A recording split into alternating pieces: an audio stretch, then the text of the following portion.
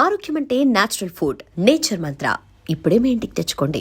Interview అనగానే కొంతమంది గెస్టులు వస్తుంటారు, వాళ్ళతో ఇంటర్వ్యూలు చేస్తూ ఉంటాము, చాలా గొప్ప విషయాలు తెలుసుకుంటూ ఉంటాము. అయితే ఈరోజు నాతో ఉన్న గెస్టు గురించి పరిచయ వాక్యాలు చేసేంత స్థాయి కానీ అంత అనుభవం కానీ నాకు లేదు.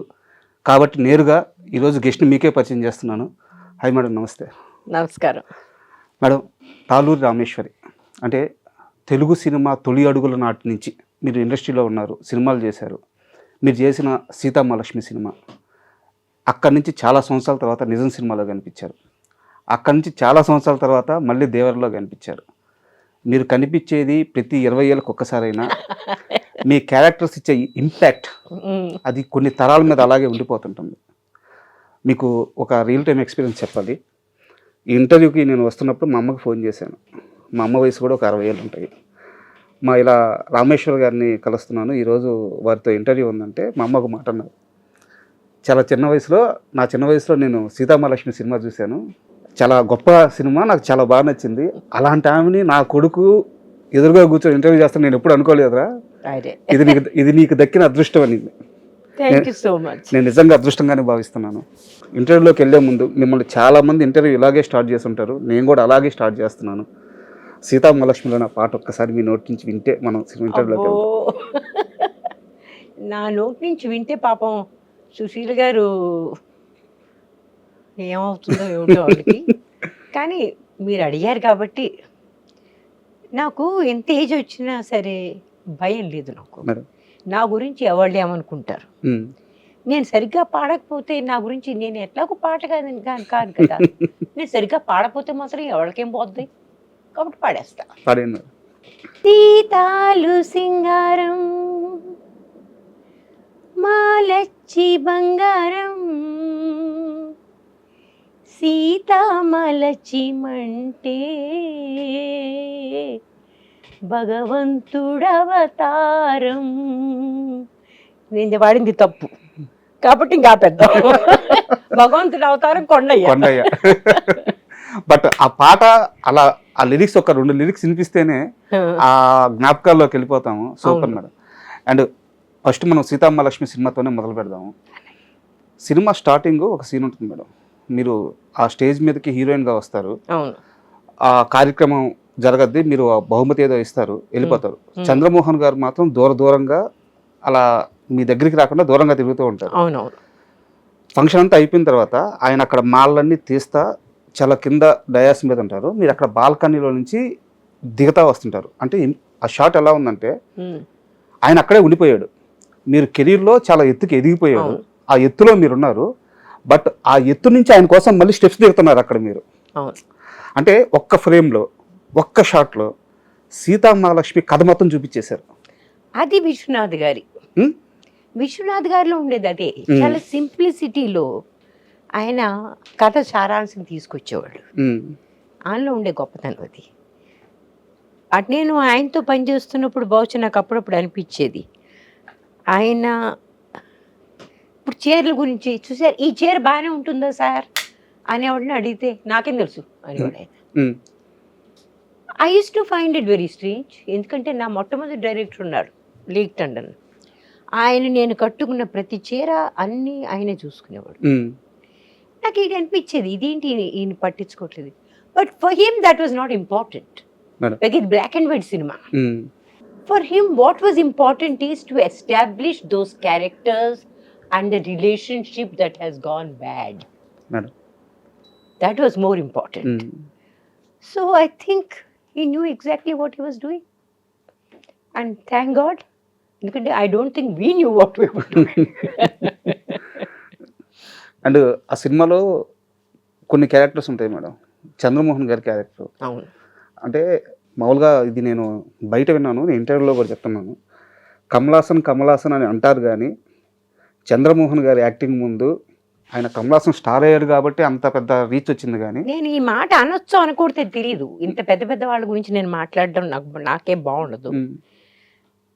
నేను ఆయనతో కంపేర్ అనే మాట లేదు, కానీ ఐ ఆల్వేస్ సెడ్ చంద్రమోహన్ గారు అంత under rated but most efficient. అంటే ఎఫిషియన్సీ ఇస్ అనదర్ థింగ్. అసలు ఆయన ఏం చేసినా సరే దానిలో కృత్రిమం అనేది ఎక్కడ చుట్టుపక్కల ఉండేది కాదు కదా. ఆ సినిమాలో అలా ఉన్నాడు. ఆయన మొట్టమొదటి సినిమా రంగులు రాట్నం, మేము బాగా చిన్నపిల్లలు అప్పటికి ఆ టైంకి. మేడం మాకు ఆ టైంలో ఎవరు ఎంత మంచి యాక్టర్ అని తెలిసేంత ఊహ లేదు. అయినా సరే ఈయన ఏమిటో నచ్చాడు మాకు. ఈయనే కాదు, వాణిశ్రీ గారు చాలా నచ్చింది దానిలో. సో దీస్ ఆర్ ఈ నిజంగా వీళ్ళు ఆనిముచ్చారు వీళ్ళిద్దరు కూడా. వాణిశ్రీ గారికి కూడా నేను అంతే ఇచ్చేస్తాను నేను. ఆయన పోయినప్పుడు కూడా చాలా మంది నన్ను అడిగారు. I said he was one of the best correct. Best అనే వాళ్ళని కొంటే కూడా ఇంకొంచెం పైన ఉన్నాడు ఆయన. అన్ఫార్చునేట్లీ ఆయనకి రావాల్సిన క్రెడిట్ రాలేదు. It's sad. ఎందుకంటే మనకు అలవాటు ఉందండి, మనకి కొంచెం మనకంటే మన ఆంధ్ర వాళ్ళకి, మన మొత్తం ఇండియాలో ఉంది ఈ ప్రాబ్లము. ఆంధ్ర వాళ్ళకి కొంచెం ఎక్కువ ఉంది. ఏంటంటే షో ఆఫ్ చేసేవాడని మనం కొంచెం ఎందుకో ఎక్కువ గమనిస్తాం. వాళ్ళని మనం కొంచెం ఎక్కువగా అబ్బా మనకు అందరూ రాజ్ కపూర్ ఉండాలి, సంజీవ్ కుమార్ లాంటి వాళ్ళు మనకి కొంచెం అంటే ఆ వాళ్ళతో పనిచేసిన వాళ్ళకి వాళ్ళ విలువ తెలుస్తుంది. కానీ బయట వాళ్ళు రాజ్ కపూర్ అంత తొందరగా ఫిల్మ్ మేకర్ అట్లా అంటారు, కానీ సంజీవ్ కుమార్ అంత తొందరగా గుర్తు చేసుకోరు. This is our sad nature unfortunately. And ఆ సీతామహాలక్ష్మి సినిమా ఇంపాక్ట్ ఎలా ఉందంటే మేడం, అంటే మీకు ఈ విషయం ఎవరన్నా చెప్పారు లేదో నాకు తెలియదు. ఆ సినిమా వచ్చిన చాలా సంవత్సరాల తర్వాత తెలుగులో సితారా అని ఒక సినిమా వచ్చింది.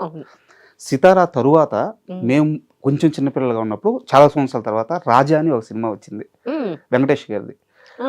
మధ్యలో ఇంకా కొన్ని సినిమాలు ఉన్నాయి. ఈ సినిమాలన్నిటికీ ఇన్స్పిరేషన్ సీతామహాలక్ష్మి. ఆ తర్వాత నాకు తేజ గారు చెప్పింది ఏంటంటే దాని పేరేంటి రంగీలా సినిమా. అంతే, రంగీలా కూడా సీతామహాలక్ష్మిని అన్నాడు. మేము క్యాసెట్ పెట్టుకుని చూస్తూ దాని ప్రకారం సీన్లు రాసుకున్నాం అని చెప్పాడు. సో బట్ సీతామహాలక్ష్మి పాల్గొం పద్మరాజు గారు రాసింది ఆయన. దాని డైలాగులు జంధ్యాల గారు, ఇతరు కూడా they did a splendid job కదా, అద్భుతంగా చేశారు. పాల్గొం పద్మరాజు గారితో ఏంటో మేము కొద్ది గొప్ప ఆయన గురించి తెలుసు మాకు. So it was such a pleasure to meet them. వీళ్ళంతా స్టాల్వర్డ్స్ కదండి. చాలా జంధ్యాల గారంటే అప్పుడు ఆయన కూడా కెరియర్ మొదలవుతోంది, కానీ ఆ డైలాగులు ఎంత అద్భుతంగా రాశాడు ఆయన. ఆ డైలాగులో ఒక డైలాగ్ మాత్రం నాకు ఇప్పుడు కూడా నాకు సీన్ చేసేటప్పుడు ఎవరు నన్ను అమ్మ ఈ సీన్లో మనం కొంచెం సిగ్గుపడాలి అంట అనుకోండి, నాకు రాదు, సిగ్గుపడ్డం చేత కాదు. ఇంకోటి ఏంటంటే అనవసరంగా ఎక్కిళ్ళు పెట్టి ఏడవమంటారు, అట్లాంటివి చేత కాదు నాకు. దానిలో అట్లా ఏడవాలి, అలా ఏడమని చెప్పారు. నాకు స్టక్ అయిపోయాను. నేను న్యాచురల్గా చేయమంటే ఎంత ఎమోషనల్గా నేను చేయగలను. ఆ ఎక్కిలి పెట్టేయడం జనరల్గా మీరు గమనించారో లేదో, మనం ఎవరు కూడా మామూలుగా అలా ఏడము, సినిమాలోనే ఏడుస్తారు. సరే విశ్వనాథ్ గారు వచ్చి కాస్త కృత్రిమంగా చెయ్యాలి మరి అప్పుడప్పుడు, మరి అంత న్యాచురల్గా వెళ్ళిపోదాం ట్రై చేయకు నువ్వు అని ఆయన నాతోటి కాస్త కళ్ళల్లో కాస్త గ్లిసరిన్ వేసుకుని కాస్త అట్లా అనేసి, ఎందుకంటే మన ఆడియన్స్ అట్లాంటివి ఎక్స్పెక్ట్ చేస్తారు అని నెంబర్గా చెప్పి నాతో చేయించేశారు. But I used to feel very bad, ఏంటి మనం ఇంత అన్యాచురల్గా చేస్తున్నాం ఆ రకంగా.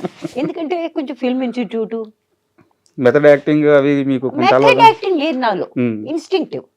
I'm not a method actors. కానీ ఒక్కసారి నా క్యారెక్టర్ చెప్తే ఆ క్యారెక్టర్ నాలో వచ్చేస్తుంది. నేను దానికోసం ఒక 5-6 రోజులు ట్రై చేయనక్కర్లేదు. Just 1 or 2 hours. That's all I need. And for more videos, please subscribe to iDream. Please subscribe to iDream. Please subscribe iDream. And please subscribe to iDream.